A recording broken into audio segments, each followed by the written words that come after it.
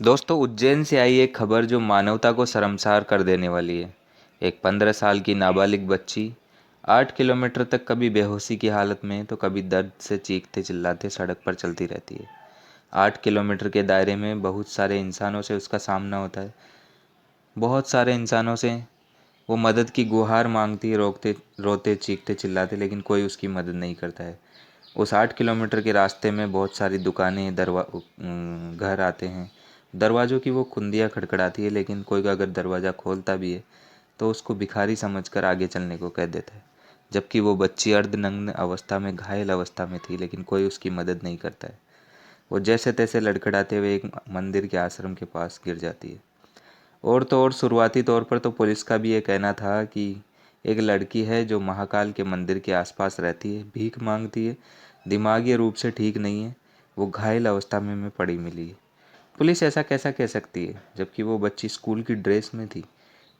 जिसका कोई नहीं है, शायद भीख मांग कर खाती है, दिमागी रूप से ठीक नहीं है। जब आमतौर पर किसी स्कूल की ड्रेस में हम किसी को देखते हैं तो हम तुरंत बता सकते हैं कि ये कोई स्टूडेंट है। समझ में ये नहीं आता कि असली दोषी है वो तो है ही, लेकिन क्या आम लोग और एमपी पुलिस भी? आप खुद डिसाइड कीजिए, मैं पूरी घटना आपके सामने रख रहा हूँ। बात 24 सितंबर 2023 संडे का दिन था। सतना डिस्ट्रिक्ट में जेतवारा गांव है। इस गांव में ही ये बच्ची रहती थी। 8वीं कक्षा में ये पढ़ती थी। लोगों का कहना है कि संडे के दिन कोई स्कॉलरशिप का एग्ज़ाम था, वही एग्ज़ाम ये लड़की देने गई थी। इसी गांव की और भी 8 बच्चियां इसी के साथ एग्ज़ाम देने गई थी। सुबह सुबह ये एग्ज़ाम देने के लिए निकली थी सेंटर की तरफ। बाकी 8 बच्चियों के साथ ऑटो में सवार होकर ये एग्ज़ाम सेंटर तक पहुंचती है। जैसे ही एग्ज़ाम सेंटर पर जाती है, वहाँ बाकी बच्चियों को तो अंदर ले लिया जाता है, लेकिन इस बच्ची को कहा जाता है कि आपका रोल नंबर इस सेंटर पर नहीं है। ये लड़की परेशान होती है, हताश होती है और वहाँ से अपने सोचती है कि कोई दूसरी जगह सेंटर होगा। उन सेंटर वालों का भी यही कहना था कि आपका यहाँ पर सेंटर नहीं है। वो अपने दूसरे सेंटर के लिए वहाँ से पैदल निकल जाती है और उसके बाद इस लड़की का कोई अता पता नहीं है, बिल्कुल गायब। आमतौर पर जब ये रोज़ाना स्कूल जाती थी तो 4:30 बजे तक घर पहुँच जाती थी।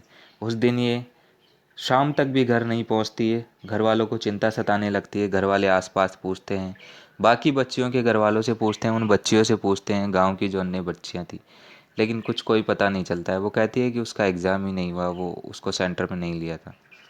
आसपास कहीं जहाँ पॉसिबल होता है वहाँ देखते हैं। जब पूरी शाम हो जाती है, रात हो जाती है, बच्ची घर नहीं लौटती है तो घर वालों को ज़्यादा चिंता सताने लगती है।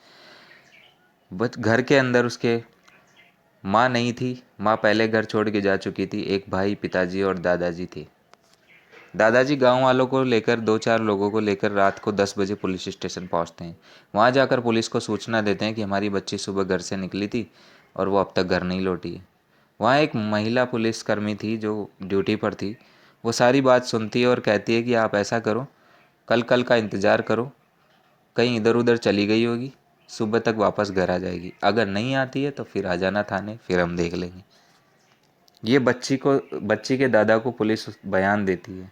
पुलिस का ये दो टूक सा जवाब सुनकर उसके दादा गांव वालों के साथ घर लौट आते हैं और परेशान होते हैं और इधर उधर फिर से देखते हैं, ढूंढते हैं आसपास, जहाँ रिश्तेदारों में पूछते हैं। ऐसे करते करते सोमवार की पूरा रविवार की रात बीत जाती है। सोमवार का दिन उग आता है। अगले दिन जब बच्ची घर नहीं आती है तो उसके दादाजी पुलिस स्टेशन वापस जाते हैं और कहते हैं कि मेरी बच्ची अभी तक लौटी नहीं है। पुलिस फिर सोचती है कि 24 घंटे हो चुके हैं, कहीं कुछ हो ना जाए, इसलिए वो रिपोर्ट लिखती है, लेकिन ना तो कोई तफ्तीश करती है, ना उसकी छानबीन करती है, ना उसको ढूंढती है, और बोलती है ठीक है, हम हमारा काम करते हैं। ऐसा करते करते सोमवार का पूरा दिन बीत जाता है। ना तो पुलिस की ओर से कोई खबर आती है, ना ही वो बच्ची का कोई सुराग मिलता है। सुबह 10:15 बजे के आसपास सतना जिले से 736 किलोमीटर दूर उज्जैन जिले के पास एक आश्रम के पुजारी का एक फ़ोन आता है पुलिस स्टेशन पे। महाकाल पुलिस स्टेशन को फ़ोन करते हैं वो, और कहते हैं कि आश्रम के दरवाजे के पास एक छोटी सी बच्ची है जो घायल अवस्था में हमें मिली है। पुलिस की टीम, उज्जैन पुलिस की टीम ये सुनकर तुरंत वहाँ पहुँचती है और पहुँचने के बाद उसकी हालत देखती है तो शरीर से उसके खून रिस रहा था। फ़ौरन उसको, वो जख्मी हालत में थी, फ़ौरन उसको अस्पताल इलाज के लिए पहुँचाया जाता है। अस्पताल वाले कहते हैं कि इसकी हालत ठीक नहीं है, इसके प्राइवेट पार्ट पर और बाकी जगहों पर चोट है, खून भी बहुत निकल चुका है, इन्फेक्शन भी है। इसको इंदौर रेफ़र करना पड़ेगा। पुलिस की टीम उसको इंदौर लेकर जाती है और इंदौर हॉस्पिटल में उसको एडमिट कराती है। ले जाते टाइम रास्ते में बच्ची को थोड़ा बहुत होश होता है तो उससे पूछताछ करती है। पूछताछ के दौरान वो उससे अपना नाम, पता, एड्रेस, परिवार के बारे में पूछती है। बच्ची बताती है लेकिन लैंग्वेज में वो समझ नहीं पाती है, उसकी लैंग्वेज अलग होती है, वो अपनी लोकल लैंग्वेज में बोलती रहती है। पुलिस को ये बिल्कुल समझ में नहीं आता क्योंकि लैंग्वेज 750 किलोमीटर का अंतर था, पुलिस समझ नहीं पाती है। और जब पुजारी रिपोर्ट लिखवाता है तो उस रिपोर्ट के अंदर पुलिस लिखती है कि एक बच्ची है जो शायद इधर उधर मांग कर खाती है और यहीं महाकाल मंदिर के पास हमें घायल अवस्था में मिली थी, हम उसको इलाज के लिए अस्पताल पहुंचा दिया है। फ़िलहाल अब वो ठीक। सोचिए दोस्तों, जिस वक्त वो बरामद की गई थी बच्ची, उस समय वो स्कूल की ड्रेस पहनी हुई थी। अगर पुलिस थोड़ा सा दिमाग लगाती तो स्कूल ड्रेस के ज़रिए वो स्कूल का पता लगा सकती थी, स्कूल से उसके परिवार तक पहुंच सकती थी और उस बच्चे के बारे में जानकारी जुटा सकती थी। बच्ची ने उसके पिताजी और दादा का नाम बताया पुलिस को, उज्जैन पुलिस को। पुलिस ने उस दादाजी और पिताजी के नाम को एक ही नाम समझकर पिताजी का नाम समझ लिया और लोगों से पूछताछ करने लगी। लेकिन लोग कंफ्यूज हो गए कि दो नाम में एक नाम कैसे हो सकता है। किसी ने कुछ नहीं बताया। उधर उसकी गांव की पुलिस थी जहां उसके दादाजी ने रिपोर्ट लिखवाई थी, वो उस पर कोई एक्शन नहीं ली थी, उसको कोई फ़र्क ही नहीं पड़ रहा था। और इधर उज्जैन पुलिस ने इसको भिखारी घोषित कर दिया था। फिर बच्ची उज्जैन पहुंचती है, वहाँ थोड़ा उसका इलाज होता है। उसके बाद बच्ची खुद ही बयान देती है और बोलती है कि मैं रात को रेलवे स्टेशन से बाहर ऑटो स्टेशन पे आई। वहाँ पर कई ऑटो वालों से मैंने कहा कि मुझे मेरे घर तक पहुँचा दो, लेकिन किसी ने कोई नहीं सुना। बाद में उनमें से एक ऑटो वाले ने मुझे कहा, ठीक है, मैं तुम्हें घर छोड़ दूंगा। मैं उसके ऑटो में सवार हो गई। वो मुझे एक सुनसान जगह पर ले गया, वहाँ पर मेरे साथ गंदा काम किया। मैं बहुत रोई, चिल्लाई। उसने मेरा गला दाबा, मुंह दाबा। जब मुझे खून बहने लगा तो मुझे उसी हालत में छोड़कर वहाँ से चला गया। इतनी बात पुलिस को, ये लैंग्वेज है, वो पुलिस ने किसी लैंग्वेज ट्रांसलेटर की हेल्प लेकर उससे, बच्ची के कहने पर पुलिस को ये सूचना प्राप्त हुई इस बच्ची से। बच्ची कहती है कि उसके बाद मेरी हालत ठीक नहीं थी, अनजान शहर था, रात का अंधेरा था, मैं वाकई में बहुत डर चुकी थी। 2-2:30 बज रहे थे रात के। उसके बाद मुझे कुछ पता नहीं है। और बच्ची मिलती है अगले दिन सुबह आश्रम के गेट के पास, 9 से 10 बजे के बीच। उस हादसे के दौरान वह बच्ची 8 किलोमीटर, घटना स्थल से 8 किलोमीटर की दूरी तय करती हुई, खुद पैदल पैदल लड़खड़ाते हुए, जैसे तैसे चलते, चीखते, दर्द को सहन करते हुए आश्रम के गेट तक पहुंचती। उस 8 किलोमीटर के दौरान वह बहुत सारे इंसानों से मिलती है, उनसे मदद मांगती है। उसको लोग देखते हैं और आगे बढ़ जाते हैं, इग्नोर कर देते हैं। जबकि वो बच्ची घायल अवस्था में थी, चोटिल थी, खून रिस रहा था, अर्धनग्न अवस्था में थी, लेकिन किसी को कोई दया नहीं आई। कम से कम अगर लोग खुद आगे नहीं आ सकते थे तो पुलिस को सूचना दे सकते थे। उस बीच वह कई घरों के अंदर गई, दरवाजे खटखड़ाई, लेकिन कोई बाहर निकला भी तो उसको रोटी और कुछ पैसा देकर आगे चलने को कह दिया, लेकिन किसी ने कुछ मदद नहीं की। ऐसा कैसा हो सकता है दोस्तों? वो कोई जंगल में थोड़ी थी, कम से कम एक कोई तो मदद करता। आमतौर पर लोग सोचते हैं कि कोई इतने जल्दी, रात का टाइम है, अगर कोई हमें नुकसान पहुंचा दे, इसलिए आमतौर पर दरवाज़ा नहीं खोलते हैं। लेकिन अगर किसी ने दरवाज़ा खोला होगा, किसी ने देखा होगा, कम से कम पुलिस को ही सूचना दे देते। समझ में नहीं आता ऐसे लोगों को इंसान कहे या क्या ही कहे। जब वो इसी हालत में आश्रम तक पहुंचती है तो वहाँ पर एक आश्रम का पुजारी होता है, उसे देखता है, उसे उठाता है, उसे पानी पिलाता है और कुछ खाने को भी देता है। उससे बातचीत करता है, उसके परिवार के बारे में पूछता है, लेकिन वो पुजारी जी भी कुछ समझ नहीं पाते हैं उसकी लैंग्वेज की वजह से। और वो तुरंत पुलिस को सूचना देते हैं। पुलिस को सूचना देने के बाद पुलिस तुरंत वहाँ पहुँचती है। पुलिस पहुंचने के बाद उस बच्ची की हालत ठीक नहीं थी। पुलिस ने तुरंत उसको इलाज के लिए हॉस्पिटल पहुंचाया। हॉस्पिटल वाले कहते हैं कि ये सीरियस है, इसलिए इसको इंदौर रेफ़र करो। उसको इंदौर रेफ़र किया गया। उसके बाद अभी वो फ़िलहाल ठीक है, खतरे से बाहर है दोस्तों। पुजारी जी ने जो किया वो काबिलिए तारीफ़ है, सभी को उनकी तरह करना चाहिए था। अगर कोई ना कोई करता तो 8 किलोमीटर तक उसको चलने की ज़रूरत नहीं पड़ती। लेकिन दोस्तों, ये सब हुआ कैसे और पूरी कहानी क्या थी? बच्ची निकली तो एग्ज़ाम देने थी, वो कन्फ्यूजन की वजह से कहाँ 750 किलोमीटर दूर पहुंच गई। इसके लिए पुलिस ने एक टीम बनाई, एसआईटी गठित की। और एसआईटी गठित करने के बाद उन्होंने अपने आसपास के एरिया को छानबीन करना शुरू किया। जिन जिन रूट से वो आई थी उन उन रूट के सारे सीसीटीवी कैमराज को खंगालना शुरू किया। और इस तरीके से उन्होंने 700 कैमरों को खंगाला, उसके सीसीटीवी फुटेज को कलेक्ट किया। और फुटेज को कलेक्ट करने के बाद उन्होंने पता लगाया कि ये बच्ची जिन जिन से बातचीत करी, जिन जिन के कांटेक्ट में आई, उन उन लोगों को पूछताछ के लिए बुलाया गया और उनसे पूछताछ की गई। उन्हीं सीसीटीवी फुटेज से पता चला कि ये लड़की रेलवे स्टेशन के आसपास दिखी है। रेलवे स्टेशन के अंदर गया और वहाँ से कुछ फुटेज कलेक्ट की गई। वहाँ से पता चला कि ये जेतवारा रेलवे स्टेशन से ट्रेन गुजरती है और लगभग 10 बजे।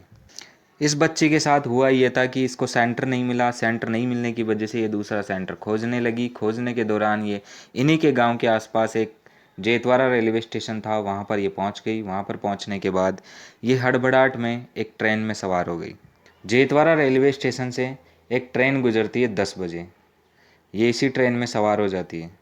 ठीक 11 बजे शिप्रा एक्सप्रेस सतना से उज्जैन तक चलती है। इसकी दूरी 750 किलोमीटर है और इसका सफ़र है जो 12 से 13 घंटे का है। ये लड़की उसी ट्रेन में बैठ जाती है और 12 बजे तक उज्जैन पहुंच जाती है। जैसे ही उज्जैन उतरती है, वहाँ से ये बाहर आती है रेलवे स्टेशन से और ऑटो स्टैंड पर चल जाती है और पूछताछ करने लगती है कि भैया मुझे मेरे घर तक पहुँचा दो, मैं कहाँ आ गई हूँ। रात के अंधेरे में लड़की को अकेला समझकर कोई मदद नहीं करता है, उसको आगे भेजते रहते हैं। उन्हीं ऑटो वालों में से एक ऑटो वाला उसकी मदद के लिए आगे आता है और बोलता है कि ठीक है, मैं तुम्हें घर छोड़ देता हूँ। और वो उसको एक सुनसान जगह पर ले जाता है और उसकी आबरू लूटता है। आबरू लूटने के बाद जब बच्ची घायल हो जाती है, खून निकलने लग जाता है, बुरी तरह वो चोटिल हो जाती है, तो वो ऑटो वाला एक दूसरे ऑटो वालों को बुलाता है और बोलता है कि इसको कहीं छोड़ दिया। वो दूसरा ऑटो वाला उसको बिठाता है। बिठाने के बाद उसको एक सुनसान जगह पे छोड़ देता है और वो भी निकल जाता है।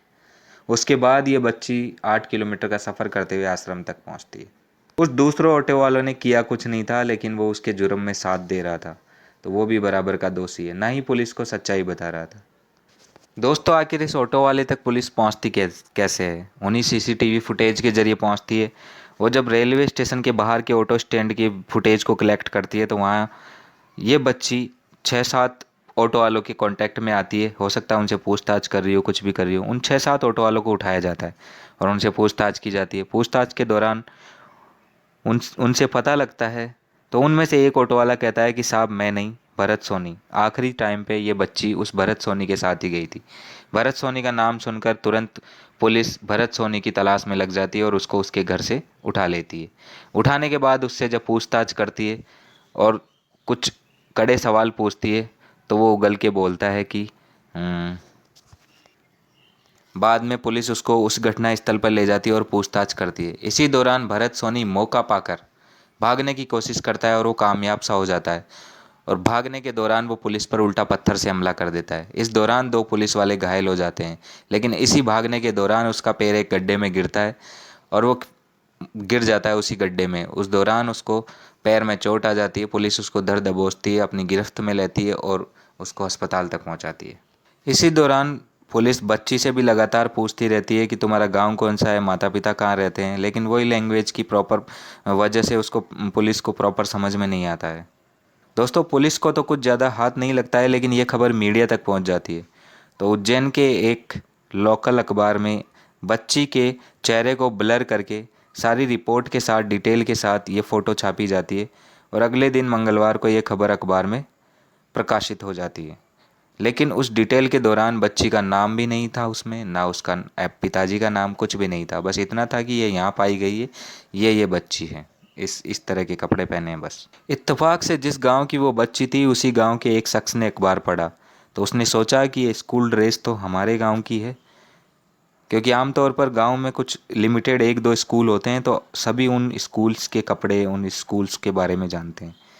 वो तुरंत उस व्यक्ति को ये भी पता था कि हमारे गांव की एक बच्ची है जो एग्ज़ाम देने गई थी और वो घर नहीं लौटी है, लापता है। वो तुरंत उसके दादाजी के पास अखबार को लेकर जाता है और बोलता है कि ये बच्ची है जो इस स्कूल ड्रेस में है, ये हमारे गांव के स्कूल है, हो सकता है तुम्हारी पोती भी हो सकती है। लेकिन वो अगले ही पल ये बोलता है कि यहाँ से 750 किलोमीटर दूर उज्जैन, ये वहाँ कैसे पहुँचेगी, लगता है ये कोई और है। उसके दादाजी उस फोटो को देखते हैं और बोलते हैं नहीं, यही मेरी दादी है, सॉरी यही मेरी पोती है। इस दौरान वो अखबार के साथ उस व्यक्ति के साथ दादाजी पुलिस स्टेशन पहुंचते हैं और वो अखबार देते हैं और ख़बर देते हैं। गांव की पुलिस को तब जाके एहसास होता है कि हमसे बहुत बड़ी गलती हो गई और वो तुरंत एक्शन में आती है और उस गांव की पुलिस उसके दादाजी से मिली खबर और अखबार की सूचना से उज्जैन पुलिस को कांटेक्ट करती है। कांटेक्ट करने के बाद उनका कोलिब्रेशन होता है और पता आगे की कार्रवाई होती है। उस दौरान उज्जैन पुलिस भरत सोनी से लगातार पूछताछ करती है और उसको गिरफ्तार कर लेती है, और उस पर जितने भी रेप से रिलेटेड मामले होते हैं, जितने भी सेक्शंस होते हैं, वो पुलिस सब लगाती है। यह 38 साल का ऑटो ड्राइवर भरत सोनी इतना गंदा काम इतनी मासूम बच्ची के साथ कैसे कर सकता है? इसको कड़ी से कड़ी सज़ा मिलनी चाहिए। दोस्तों, सुप्रीम कोर्ट ने कई बार कहा है, कई केसेज में कहा है कि देश का कोई भी पुलिस स्टेशन हो, अगर किसी बच्ची या महिला से जुड़ा हुआ मामला हो तो सबसे पहले उसकी शिकायत दर्ज करनी चाहिए, एफआईआर लिखनी चाहिए। ले कोई भी लापरवाही नहीं होनी चाहिए।